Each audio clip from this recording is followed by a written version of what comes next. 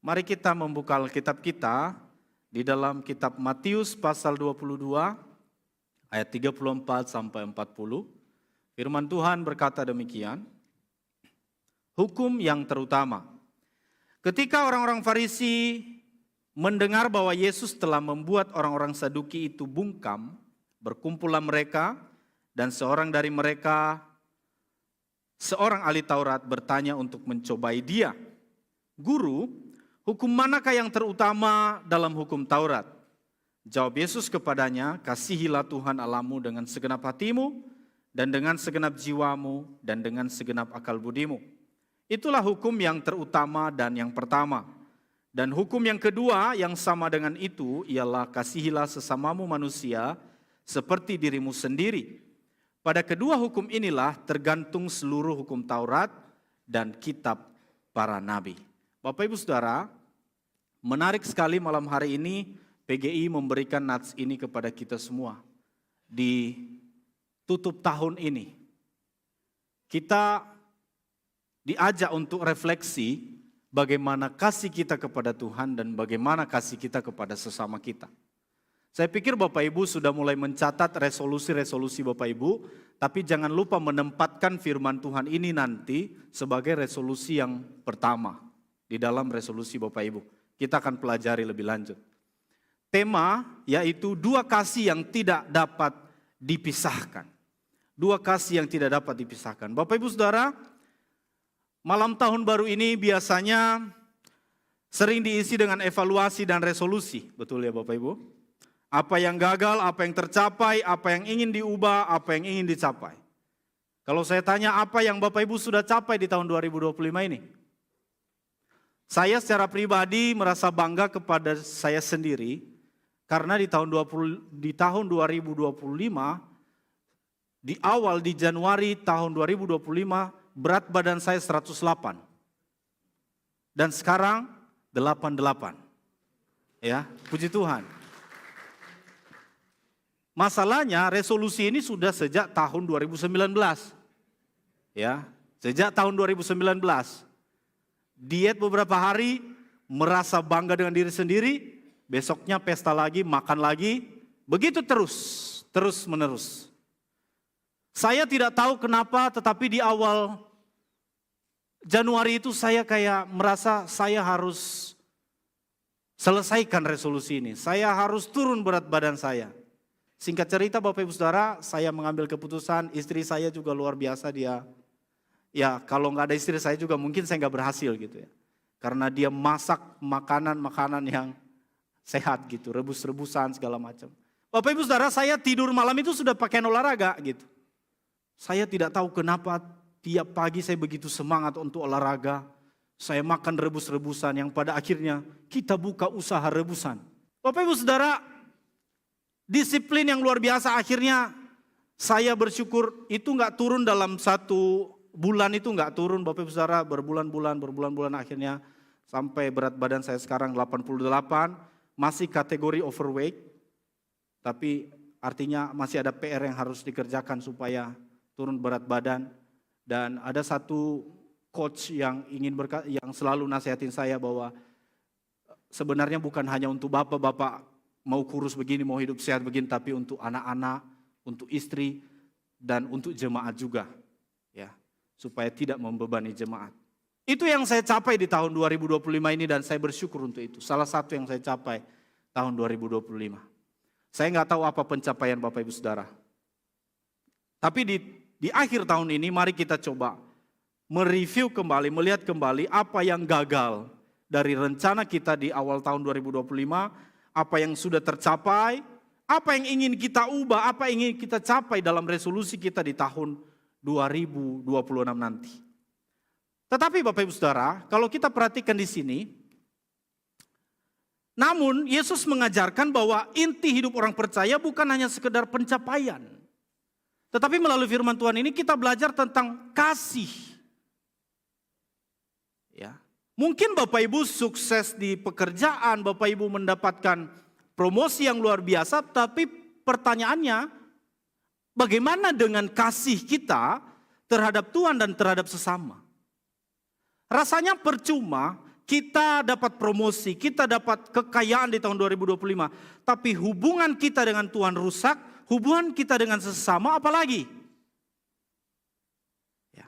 Nah, Bapak Ibu Saudara, di sini Yesus merangkum seluruh hukum Taurat dan kitab para nabi hanya dalam 2 perintah kasih. Kalau kita melihat hukum Taurat itu di perjanjian lama ada 10. Tetapi orang Yahudi memberikan penjelasan di dalam setiap poin-poin dari hukum Taurat ini. Makanya ribuan hukum Taurat sebenarnya di sana, di orang Yahudi. Tetapi Tuhan Yesus merangkum semua hukum Taurat itu menjadi 2. Kasih kepada Tuhan dan kasih kepada sesama. Maka tahun boleh berganti tetapi standar hidup Kristen tidak pernah berubah. Kasih kepada Allah dan kasih kepada sesama. Ini penting. Kita belajar yang pertama. Kasih kepada Allah. Dikatakan di ayat 37 dan 38. Kasihilah Tuhan Allahmu dengan segenap hatimu, dengan segenap jiwamu, dan dengan segenap akal budimu. Mari kita lihat Bapak Ibu Saudara.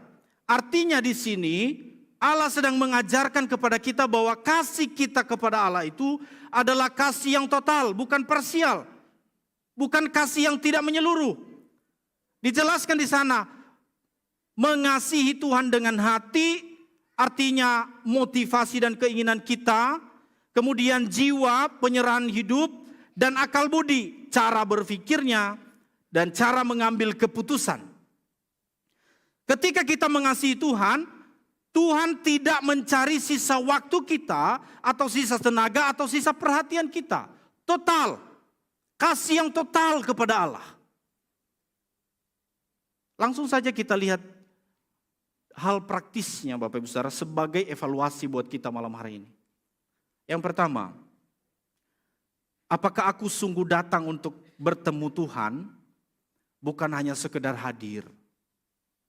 Kita datang ibadah, apakah kita hanya sekedar hadir di tempat ini, atau memang sungguh-sungguh kita mau bertemu dengan Tuhan. Bapak Ibu Saudara, kita datang beribadah bukan untuk cari kesenangan, tetapi senang atau tidak senang, kita datang menyembah Tuhan. Walaupun dampaknya nanti Tuhan buat kita senang, tapi tujuan utama kita beribadah, karena kita mau menyembah Tuhan, senang atau tidak senang, nyaman atau tidak nyaman perasaan kita. Yang kedua, apakah aku mencari kenyamanan atau kebenaran selama 1 tahun ini? Yang ketiga, apakah firman Tuhan sungguh membentuk keputusan hidupku? Coba kita renungkan ini baik-baik Bapak Ibu Saudara. Apakah aku melayani karena kasih kepada Tuhan atau karena kebutuhan dan pengakuan? Buat kita para pelayan-pelayan Tuhan, coba kita renungkan ini. Kita melayani Tuhan, apakah memang karena kita mengasihi Tuhan sebagai nomor 1, sebagai hukum yang pertama dan terutama, atau memang karena kita butuh pengakuan, dilihat orang dan sebagainya. Apakah kasihku kepada Tuhan konsisten sepanjang tahun ini? Jadi Bapak Ibu, sebelum Bapak Ibu melakukan evaluasi terhadap bisnis, terhadap pekerjaan, coba evaluasi dulu bagaimana relasi kita dengan Tuhan selama 1 tahun ini. Artinya ketika kita sudah melakukan evaluasi ini, ada kesempatan bagi kita untuk memasuki tahun 2026 untuk memperbaiki yang sebelumnya mungkin Bapak Ibu Saudara kurang dalam melakukan kehendak Tuhan. Kita masih punya kesempatan untuk memperbaiki di tahun 2026. Ini penting Bapak Ibu Saudara. Nah, setelah itu di sini dilanjutkan kasih kepada sesama. Kasih kepada sesama itu bukti nyata kasih kepada Allah. Kasihlah sesamamu manusia seperti dirimu sendiri. Artinya Bapak Ibu Saudara, tidak mungkin seseorang bisa mengasihi sesamanya kalau dia tidak mengasihi Tuhan terlebih dahulu. Kasih kepada Tuhan akan membuat manusia mengasihi sesamanya dengan tulus. Jadi tidak mungkin manusia bisa mengasihi suaminya, istrinya dengan baik, mengasihi anak-anaknya dengan baik, kalau dia tidak mengasihi Allah lebih dulu. Makanya dikatakan, kasih yang pertama dan terutama. Ya. Tetapi kasih kepada sesama, ini bukan pilihan tambahan Bapak Ibu Saudara. Yesus menyebutnya hukum yang kedua. Ya, ada hukum yang pertama, dan hukum yang kedua yang sama dengan itu. Artinya kasih kepada sesama ini tidak bisa dipisahkan dari kasih kepada Allah. Tidak bisa. Jadi itu otomatis Bapak Ibu Saudara. Ketika orang mengasihi Tuhan dengan sungguh, maka kasih kepada sesama itu sudah pasti. Mengapa ada orang yang kasihnya kepada sesama tidak ada atau memudar, atau justru diubah menjadi sebuah kebencian dendam, sudah bisa dipastikan orang itu tidak mengasihi Allah dengan sungguh. Orang yang mengasihi Allah dengan sungguh tidak pernah mau balas dendam. Tidak pernah menyimpan kepahitan. Tidak pernah. Nah pertanyaannya adalah, kasihilah sesamamu manusia ini, sesama manusia ini siapa? Ya, siapa? Di khotbah saya hari ini Bapak Ibu Saudara, saya mau mengajak kita fokus kepada keluarga dan relasi terdekat kita, orang-orang di sekitar kita. Saya mulai dari kasih dalam pernikahan suami istri. Ya, kita lihat satu-satu Bapak Ibu Saudara sebagai evaluasi bagi kita. Pertanyaannya kepada kita sebagai suami istri, apakah saya lebih sering mengkritik daripada menguatkan pasangan saya? Yang kedua, apakah saya mendengarkan pasangan atau hanya ingin didengar? Yang ketiga, apakah saya meminta maaf ketika salah atau selalu membenarkan diri? Yang ketiga, yang keempat, apakah kasih saya bersyarat kalau dia baik, baru saya baik? Di kesempatan akhir tahun ini biasanya kalau kami di Nias, pasti juga di suku Batak dan beberapa suku lainnya ada budaya-budaya tertentu yang memang habis ibadah di sini kumpul bersama keluarga, saling mengevaluasi, saling bermaaf-maafan. Dari hati ke hati biasanya menyampaikan unek-uneknya. Saya nggak suka sama kamu selama 1 tahun ini, yang saya nggak suka ini.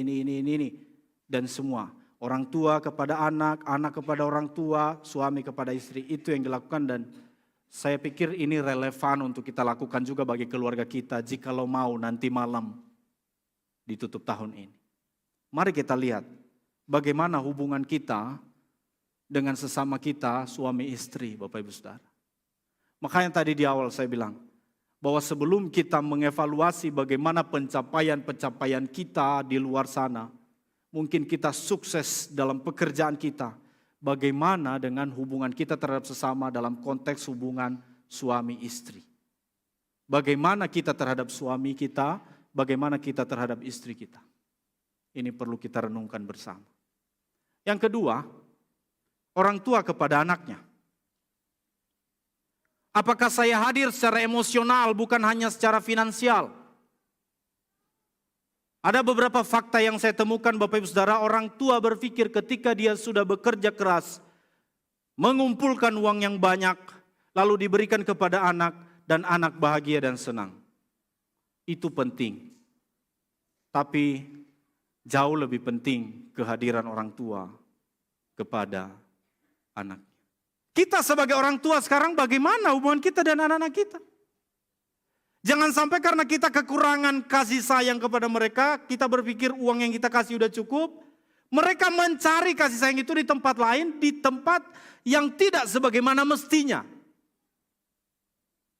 Ya, ini kita perlu perhatikan, Bapak Ibu Saudara. Yang kedua, apakah saya lebih sering memarahi daripada mendoakan anak saya? Ya. Apakah saya lebih sering memarahi daripada mendoakan anak? Saya ngerasa lucu kadang-kadang malam kalau berdoa sama anak-anak saya. Anak saya kalau berdoa itu sekarang panjang sekali Bapak Ibu. Panjang. Jadi Kalau dulu kami ajarkan dia pokoknya doa, Tuhan saya mau tidur, berkati kami semua, amin gitu. Singkat aja. Sekarang dia doakan apa yang dia minta. Ya, Tuhan, terima kasih buat hari ini. Hari ini saya sudah sekolah. Saya pengen mainan Tuhan. Terus besok saya mau nonton, tapi saya nggak mau nonton lama-lama. Nanti matanya merah. Gitu-gitu, dia jelasin begitu, detail begitu Bapak Ibu Saudara. Nah Bapak Ibu Saudara, bagaimana teladan kita terhadap hal itu kepada anak-anak kita? Apakah saya memberi teladan iman atau hanya menuntut anak-anak? Apakah saya mengenal pergumulan hati anak saya? Saya bersyukur Bapak Ibu Saudara kalau ada anak-anak yang sudah pemuda gitu curhat ke papa mamanya. Wih saya suka banget sama cowok itu gitu. Artinya kan dia terbuka, dia welcome gitu. Walaupun gak semudah itu ya, yang sudah punya anak-anak remaja di sini. Biasanya lebih tertutup gitu ya. Tapi saya senang kalau ada yang begitu, dia curhat. Bapak Ibu ingat, firman Tuhan yang berkata bahwa ketika menikah itu berpisah dari orang tua, itu sebenarnya bukan meninggalkan orang tuanya. Tapi artinya kedua yang sudah bersatu ini tidak lagi dikontrol oleh orang tuanya. Karena dia sudah menjadi kepala keluarga. Jadi dia yang menjadi kepala keluarga dalam pengambilan keputusan dalam keluarganya nanti. Orang tua bisa memberi masukan, tapi orang tua tidak bisa lagi mengontrol atau dalam artian memberikan keputusan, memaksakan keputusan kepada anaknya. Itu secara teorinya begitu Bapak Ibu Saudara. Ya. Kenapa? Karena banyak sekali yang saya temukan orang-orang di mana mertua dan menantunya hubungan rusak gitu. Kenapa? Karena orang itu terlalu ikut campur terhadapnya. Ya. Dan sebaliknya, banyak persoalan yang terjadi di situ. Maka pertanyaannya bagi kita, apakah saya menerima atau mengontrol? Apakah saya membanding-bandingkan dengan orang lain? Apakah kata-kata saya membangun atau melukai? Apakah saya mendoakan mereka atau justru menyimpan prasangka kepada orang lain? Ini saya pikir di tutup tahun ini kita beresin semua masalah-masalah ini. Kalau kita mau diberkati Tuhan di tahun depan, beresin ini. Kita nggak akan nyaman di rumah, nggak akan tenang kita hidup di rumah. Kalau hubungan kita mertua menantu rusak, anak dengan orang tua rusak, suami istri rusak. Rasanya pencapaian-pencapaian kita di tempat kerja rasanya semua sayang sekali. Kalau hubungan kita dengan sesama kita, keluarga kita jadi rusak, berantakan semuanya. Maka ini evaluasi buat anak-anak. Buat anak-anak muda ini. Apakah saya berbicara dengan hormat meski berbeda pendapat? Bagaimana anak-anak muda? Kalian kalau nggak suka atau nggak setuju dengan pernyataan orang tuanya jangan dibentak. Ya, anak-anak muda ya. Jangan dibentak orang tuanya. Kalian nggak tahu bagaimana orang tua susah payah mencari uang sekolah, membesarkan dan segala macam gitu. Ingat bahwa menghormati orang tua itu adalah panjang umur. Kalau mau umur panjang, hormati orang tuamu, itu kata firman Tuhan. Jangan pernah membentak orang tua.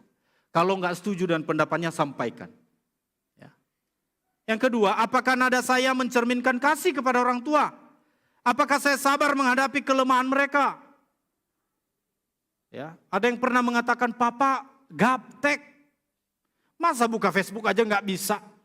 Masa hafal password Facebook aja nggak bisa-bisa? Ya, diajarin dong kalau begitu.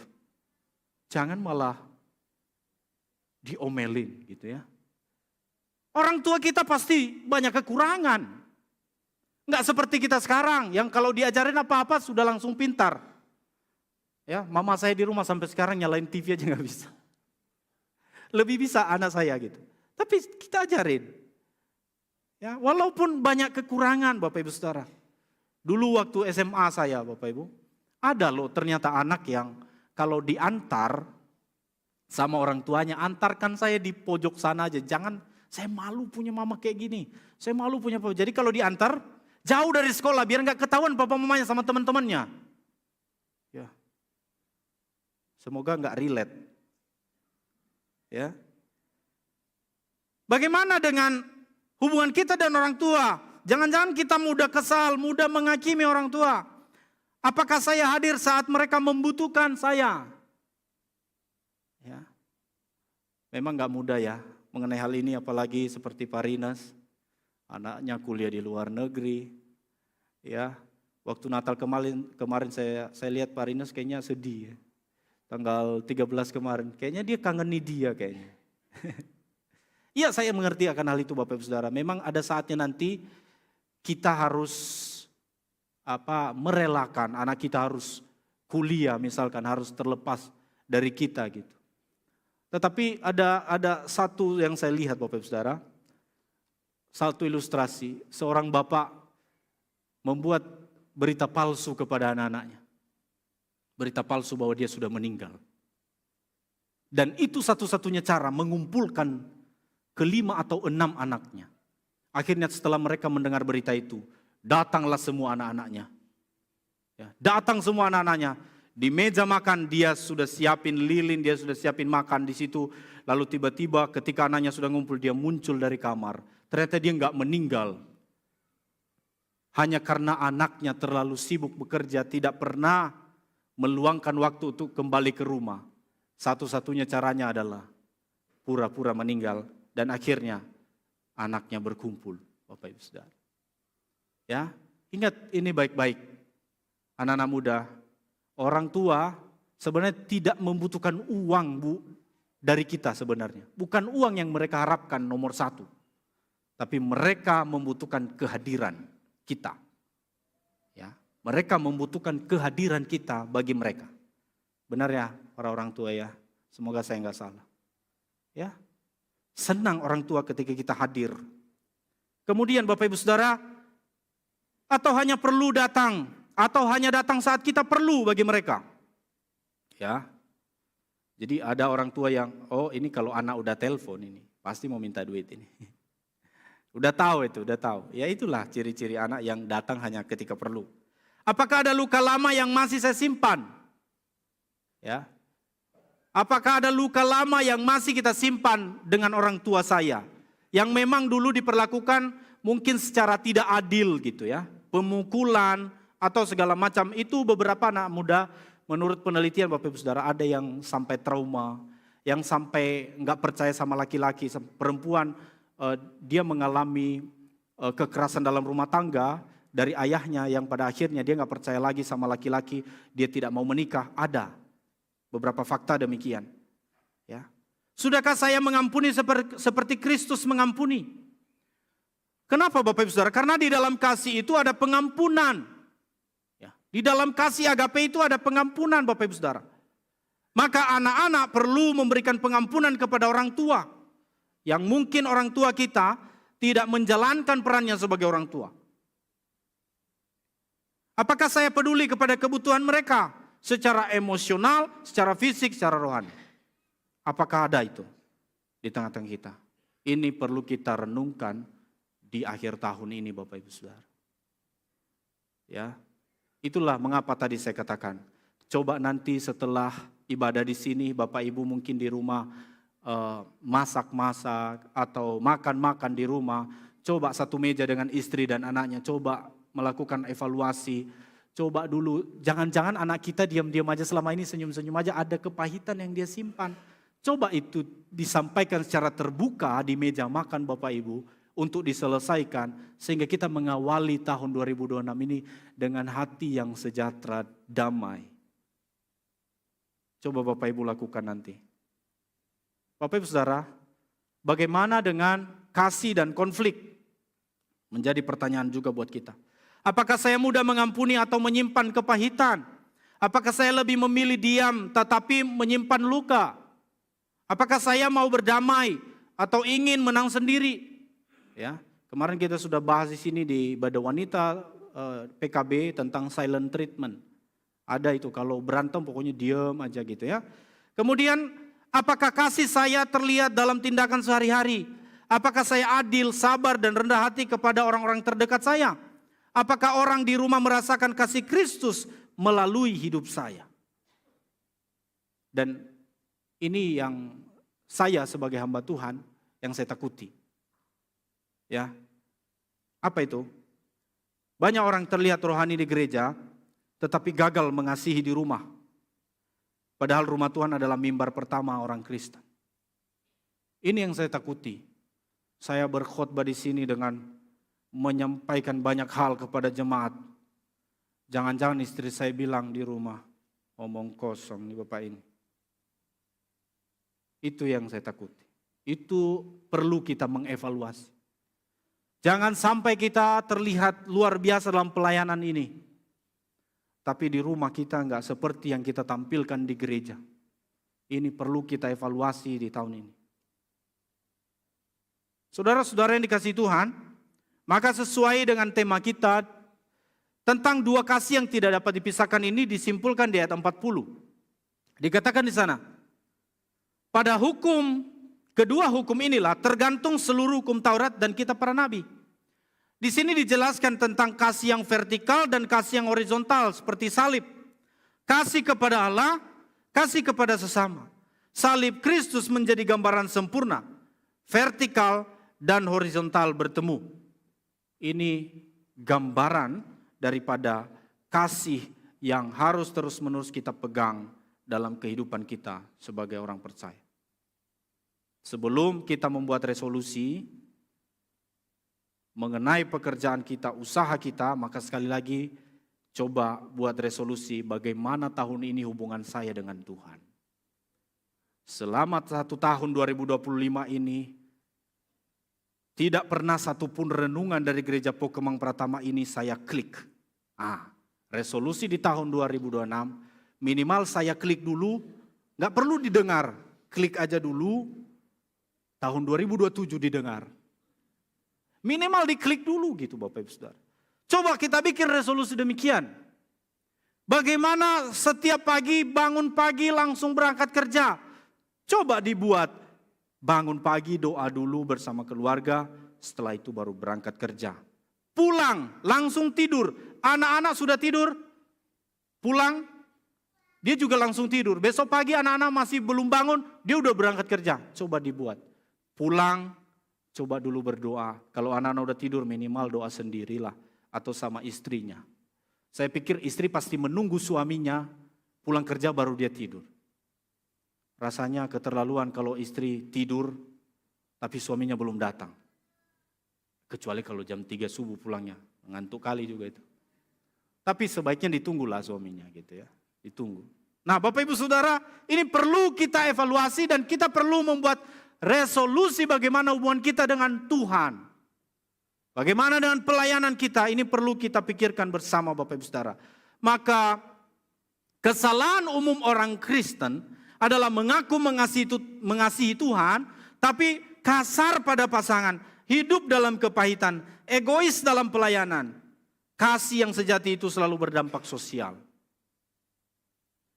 Makanya orang sering sebut orang Kristen KTP, iya karena memang mengaku Kristen, tetapi dalam kehidupan sosial, dalam kehidupannya secara vertikal itu tidak kelihatan gitu. Mengaku Kristen, rajin pelayanan, tetapi kasar kepada pasangan. Ada banyak kesaksian hamba Tuhan itu ya. Kalau ketemu jemaat, oh shalom gitu. Luar biasa gitu. Di rumah nggak begitu ternyata. Katanya gitu, saya nggak mengalami begitu. Ya. Bapak Ibu Saudara, maka kita harus menunjukkan ini kepada orang-orang terdekat kita, suami, istri, dan anak-anak kita. Dan juga kepada rekan-rekan pelayanan kita. Maka yang pertama, resolusi kasih kepada Allah tahun 2026 ini, ada beberapa poin saja yang saya buat, Bapak Ibu nanti bisa tambahkan. Yang pertama, membangun disiplin rohani yang konsisten yaitu doa. Ini penting. Doa itu nafas hidup orang Kristen. Ya. Nafas hidup orang Kristen. Bayangkan kalau Bapak Ibu tidak bisa bernafas, maka Bapak Ibu bisa meninggal dunia dalam beberapa detik Bapak Ibu tidak bisa bernafas. Maka doa itu diumpamakan sebagai nafas kehidupan orang Kristen. Ketika tidak berdoa maka kita mati secara rohani. Seperti zombie. Hidup tapi sebenarnya mati. Doa, kemudian firman. Ya. Firman, dengar firman, pelajari firman. Ada dua hal dalam firman yang selalu saya tekankan. Belajar firman secara pasif dan belajar secara aktif. pasif ketika Bapak Ibu dengarkan saya. Bapak Ibu hanya mendengar saya ngomong di sini. Paling lama 40 menit sampai 1 jam. Tetapi secara aktif Bapak Ibu di rumah mempelajari firman. Baca firman. Tidak cukup hanya di gereja. Tapi di rumah kita juga perlu belajar firman. Hidup kudus. Menjadikan Tuhan pusat keputusan, bukan opsi terakhir. Ya, bukan opsi terakhir. Jangan sampai kita hanya datang kepada Tuhan, rajin beribadah, rajin melayani, hanya pada waktu kita butuh. Karena kita sedang dalam pergumulan yang besar. Lalu kita menangis. Tuhan, aku butuh pertolongan-Mu. Tuhan bilang, selama ini kamu kemana? Ya. Nah Bapak Ibu Saudara, kemudian kita membuat resolusi kasih kepada sesama kita. Memilih untuk mengampuni bukan menyimpan luka. Saya nggak tahu, di antara kita mungkin ada yang menyimpan luka kepada sesama, kepada suami atau kepada istri. Mari kita mengampuni. Mengampuni itu untuk diri kita sendiri, bukan untuk orang lain. Mengampuni itu kita sedang membersihkan diri kita dari kotoran-kotoran sehingga hati kita bersih. Maka ampunilah dia siapapun dia. Coba ingat, mungkin ada namanya di dalam kepala kita. Oh ini orang ini saya nggak akan bisa ampuni. Tuhan Yesus datang kedua kali pun nggak akan. Udah terlalu sakit. Ampuni dia. Memilih melayani bukan menuntut dilayani. Memilih membangun bukan untuk menjatuhkan orang lain. Ini penting buat kita semua di dalam menjalani tahun 2026 ini. Maka kalau saya percaya Bapak Ibu Saudara, hubungan kita dengan Tuhan baik, hubungan kita dengan sesama baik, maka semua pasti berjalan baik walaupun keadaan tidak baik. Amin. Ada masalah rumah tangga, tapi suami istri kompak. Bagaimana kita menyelesaikan masalah ini? Bergandengan tangan, tidak saling menyalahkan. Bukan berarti masalah nggak ada kalau kita hubungan kita dengan Tuhan baik, hubungan kita dengan sesama baik, apakah masalah selesai? Enggak. Tetapi ketika kita menghadapi masalah bersama itu jauh lebih baik. Ketika kita menghadapi masalah bersama maka kita damai Bapak Ibu. Beda cerita kalau masalah datang, suami istri tidak kompak, suami pengen cari jalan keluar, istri cari jalan keluar, anak-anak pengen cari jalan keluar. Makin tambah banyak masalah kita. Maka marilah kita membangun hubungan kita dengan Tuhan di tahun 2026, membangun hubungan kita dengan sesama, saling mengampuni. Bapak Ibu, mari kita membacakan komitmen kita ini. Saya mau kita baca bersama-sama. 1, 2, 3. Tahun 2026, saya memilih mengasihi Tuhan dengan segenap hidup saya dan mengasihi sesama sebagai buah dari iman saya. Biarlah ini menjadi komitmen kita bersama Bapak Ibu Saudara.